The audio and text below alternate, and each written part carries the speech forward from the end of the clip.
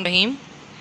Students, we are studying about energy and studied about types of energy. Now we are discussing the forms of energy.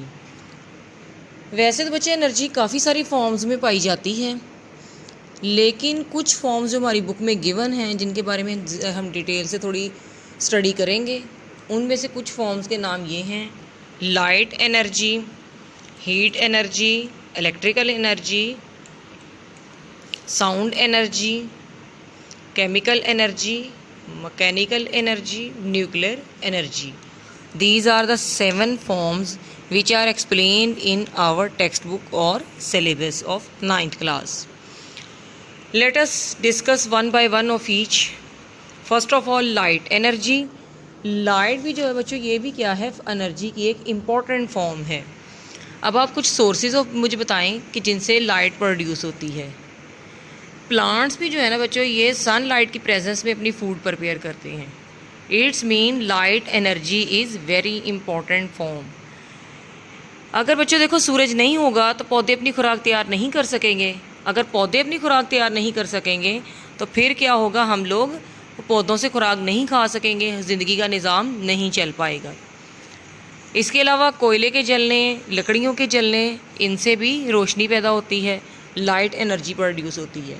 आग के चलने से light energy भी produce होती है और हीट एनर्जी भी प्रोड्यूस होती है. इसके अलावा बच्चों थर्ड सोर्स हम लोग पढ़ते हैं, ये light bulbs, fluorescent tubes, candle lights, ये सारे बच्चों क्या हैं, कॉमन सोर्स ऑफ एनर्जी हैं. ठीक है ना, common source of light energy. और सन इन सब में से main source of light energy है. Next, heat energy. Heat energy जो है बच्चों, ये एनर्जी की एक फॉर्म है जिसमें क्या होता है, ये हॉट बॉडी से या बर्निंग ऑब्जेक्ट से ये निकलती है. जिस तरह कोयले जब सुलगते हैं ना, तो उसमें से हल्की हल्की हीट भी निकल रही होती है और साथ वो सुलग रहे होते हैं, जिससे पता चलता है कि हाँ जी, इनमें से इनके अंदर अभी हीट है. जब वो सुलगना बंद कर देते हैं तो हम कहते हैं कि इसमें से हीट भी अब नहीं निकल रही है.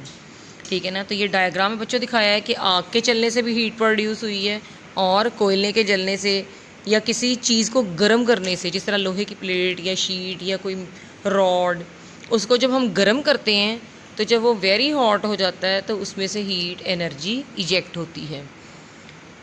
इसके अलावा बच्चों, अगर एक ऑब्जेक्ट को ज़मीन के ऊपर स्लाइड किया जाए या एक ऑब्जेक्ट को दूसरे के ऊपर स्लाइड किया जाए तो फ्रिक्शन की वजह से भी क्या होती है, हीट एनर्जी प्रोड्यूस होती है. Next one, electrical energy. Electrical energy जो है बच्चे की सबसे ज़्यादा यूज़ होने वाली, सबसे ज़्यादा वास्ट यूजेज वाली फॉर्म ऑफ एनर्जी है. और ये किन किन से हमें सप्लाई होती है, ये बच्चे सेल्स की मदद से हमें मिलती है, बैटरीज़ की मदद से, इलेक्ट्रिक जनरेटर्स की मदद से मिलती है.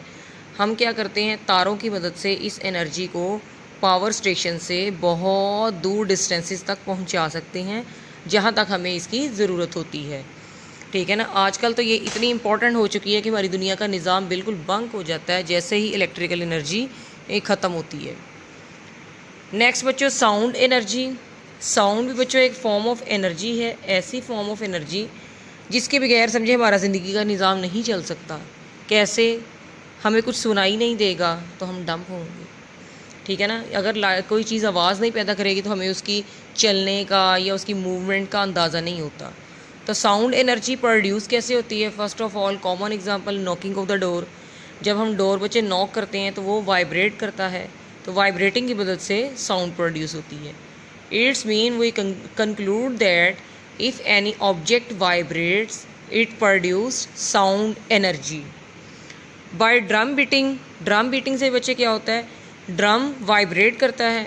ड्रम का सरफेस एरिया ज़्यादा जितना होगा उतनी ही आवाज़ दूर तक जाएगी. ये घरों में जो हमारे जो स्टील्स वगैरह के या हमारे कुकिंग वाले बर्तन होते हैं, उनको भी जब हम लोग ज़ोर से एक दूसरे के ऊपर स्ट्राइक करते हैं तो वो भी आवाज़ पैदा करते हैं. इसके अलावा जो गिटार, फ्लूट, ये भी सारे ऑब्जेक्ट्स ऐसे हैं जिनके अंदर वाइब्रेशंस होती हैं किसी न किसी तरह की. जो गिटार है उसके अंदर हमारे पास साउंड एनर्जी इस तरह प्रोड्यूस होती है कि स्ट्रिंग वाइब्रेट्स करती हैं.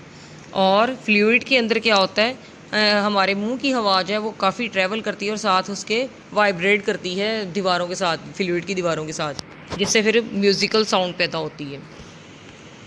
नेक्स्ट बच्चों केमिकल एनर्जी। केमिकल एनर्जी बच्चे हमारे फ्रूट्स में, हमारे ये सब्जियां वगैरह जो हमारी इनके फूड है, नेचुरल फूड, उसके अंदर सारे की सारी केमिकल एनर्जी होती है। जब हम खुराक खाते हैं तो ये ही एनर्जी हमारे मसल्स को मिलती है और हम काम करने के काबिल हो जाते हैं। इसके अलावा बच्चों जितने नेचुरली रिएक्शंस हो रहे हैं हमारी बॉडी के अंदर भी, और वैसे नेचुरल वे में भी कोई ना कोई जो रिएक्शंस हो रहे हैं, जिस तरह यहाँ पे बताया हुआ है कि ऑक्सीजन और हाइड्रोजन के मिलने से वाटर का बनना नेचुरल एक रिएक्शन है, और इस रिएक्शन में भी क्या होता है, केमिकल एनर्जी प्रोड्यूस होती है। ठीक है ना। इसके अलावा बच्चों जो हमारे सेल्स होते हैं, बैटरीज होती हैं, इनके अंदर भी केमिकल होते हैं जिनके रिएक्शंस की वजह से हमें इलेक्ट्रिक एनर्जी मिलती है। और ये बच्चे कोयले वगैरह या लकड़ियाँ जो बर्न होती हैं, तो ये भी बर्निंग के दौरान भी क्या होता है, इनके अंदर केमिकल्स होते हैं जो बर्न होते हैं, आहिस्ता आहिस्ता जलकर राख हो जाते हैं, ख़त्म हो जाते हैं। ठीक है ना। तो इट्स मीन कि केमिकल एनर्जी भी डिफरेंट फॉर्म्स में है, हमारी लिविंग थिंग्स में भी और नॉन लिविंग थिंग्स में भी, और केमिकल एनर्जी दोनों तरीक़ों से हमें ज़रूरी है। ठीक है ना। लिविंग वे में भी कि हमें ज़िंदा रहने के लिए भी खाने पीने की ज़रूरत है, खाते पीते हैं तो हमें केमिकल एनर्जी मिलती है। ठीक है ना। खाते पीते किससे हैं, चीज़ों को पकाते किससे, आग से, और आग कैसे चलाते हैं हम लोग, वो भी केमिकल से। वो चाहे हम लोग पेट्रोल से चला लें या किसी जो है वो लकड़ी वगैरह को जला लें। और नॉन लिविंग में बच्चों ये सेल्स, बैटरीज़ के थ्रू जो हम लोग एनर्जी गेन करते हैं, ये भी क्या है, केमिकल एनर्जी है। Mechanical energy. मैकेनिकल एनर्जी में बच्चों दोनों टाइप्स आ जाती हैं जो हम लोगों ने पहले पढ़ी थी, kinetic energy and potential energy. Kinetic energy क्या होती है, energy possess by the body due to its motion. तो ये देखिए बच्चे, blowing wind and water falling from stream. ठीक है ना। तो ये बच्चे हमारे पास रखते हैं काइनेटिक एनर्जी। और ये जो स्ट्रेचड बो है, या कंप्रेस्ड या स्ट्रेचड स्प्रिंग, या ये हैमर, अगर हम लोगों ने एक हाइट तक उठाया हुआ है तो इसके अंदर पोटेंशियल एनर्जी है। Energy possessed by the body due to its height is known as potential energy. ठीक है ना। तो इसकी बच्चे हमारे पास काफ़ी सारी एग्जांपल्स, जो चीज़ें मूव कर रही हैं उनके पास काइनेटिक एनर्जी है, और जो किसी हाइट पे हैं उनके अंदर पोटेंशियल एनर्जी है। ठीक है ना। जिस तरह बच्चे ये हमारे फ़ैन जो लगा होता है छत के साथ, इसके अंदर भी यही होता है कि ये अगर हम लोग इसको लेट अस सपोज एक्सीडेंटली अगर ये कहीं से टूट जाए तो ये सीधा नीचे गिरेगा। क्यों नीचे गिरेगा, कौन सी चीज़ इसको नीचे लेके आई है, पोटेंशियल एनर्जी जो हमने इसके अंदर स्टोर की थी। कैसे, जब हम लोगों ने इसको लगाया था तो इसके अंदर इसको ऊपर तक जो लेके गए थे वो इसमें स्टोर हुई हुई है एनर्जी, जो कि बाद में उसकी काइनेटिक एनर्जी में कन्वर्ट हो जाएगी।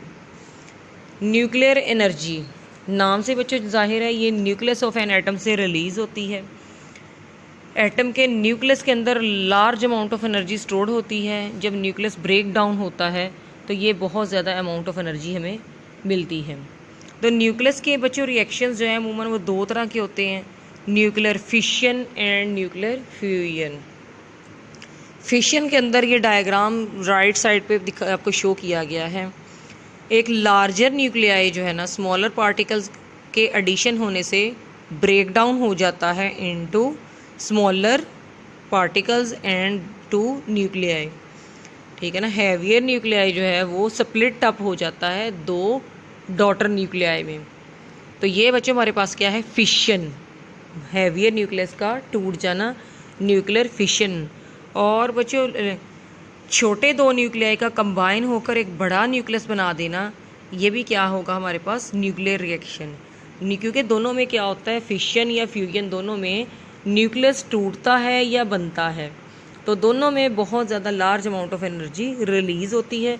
और ये हमारे न्यूक्लियर एनर्जी इतनी एनर्जी होती है जितनी हम हज़ारों मन कोयले को जलाएं तो फिर जितनी एनर्जी हमें मिलेगी, 1 किलो न्यूक्लियर एटम को जलाने से उतनी एनर्जी मिलेगी। या हम कहें कि 1 किलो जो है ना एटम के न्यूक्लियस को तोड़ने में एनर्जी जितनी मिलेगी हमारे पास। Energy comes from the sun from the last of the billion years as a result of nuclear reactions take place on sun. It's mean के सन के अंदर भी जो रिएक्शंस हैं वो न्यूक्लियर रिएक्शन हो रहा है, जिससे सन हमें मिलियन ईयर्स से एनर्जी देता चला आ रहा है और कांस्टेंट एनर्जी का सोर्स है। और न्यूक्लियर पावर प्लांट जो होता है बच्चों, ये वो प्लांट होता है जिसके अंदर हम लोग ये रिएक्शंस करवाते हैं। न्यूक्लियर फिशन और फ्यूजन, क्योंकि ये काफ़ी डेंजरस किस्म का रिएक्शन होता है, इसलिए इसे ओपन एयर में इस तरह करवाना डेंजरस है। इसके लिए ज़रा प्रॉपर एक सेटअप बनाया जाता है, प्लांट डिज़ाइन किया गया है, उसका नाम है न्यूक्लियर पावर प्लांट। ठीक है ना। तो this are all about the types of energy.